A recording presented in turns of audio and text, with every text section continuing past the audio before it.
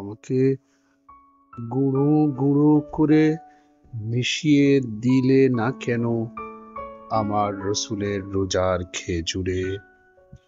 কেন দাঁড় করিয়ে রাখলে না আমাকে সেই কিশোর রাখালের ক্লান্তি ও স্বপ্নের পাশে, মরুদ্যানের দিক থেকে ছুটে আসা হাওয়ার মতো?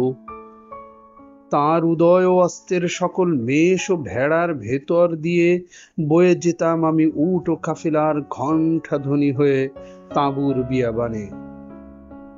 আরবের বুকের তাপ, জ্বর ও যন্ত্রণা শুষে নেওয়ার জন্য আমাকেই পাঠালে না কেন ভোর ও মেঘের হাওয়ায়? হে আল্লাহ, সেই ভোরগুলো কি তোমারই পোষ্য ছিল না? সে মেঘগুলো কি তোমারই আজ্ঞাবহ ছিল না প্রভু?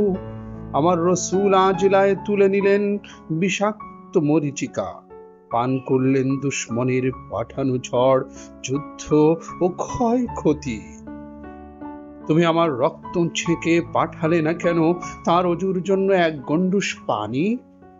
তার হিজরতের আগে আমি হতাম যদি মদিনার আকাশের বাঁকা চাঁদ, তার পা কাঁটায় ব্যথিত হবার আগেই আমি কেন তোমার দয়ায় ছোট ছোট ফুল হয়ে ফুটে উঠলাম না তার ব্যথার চারায়, তিক্ত মরুভূমির তৃষ্ণার্ত কাটা গাছে?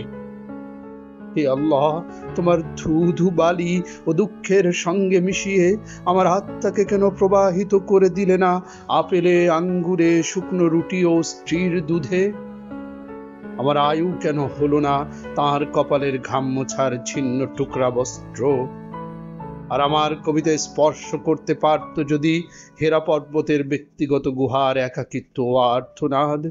হে আল্লাহ, তুমি মাবুদ, আর আমের বউল হয়ে আমার বুকে আছেন আমার দুঃখের রসুল।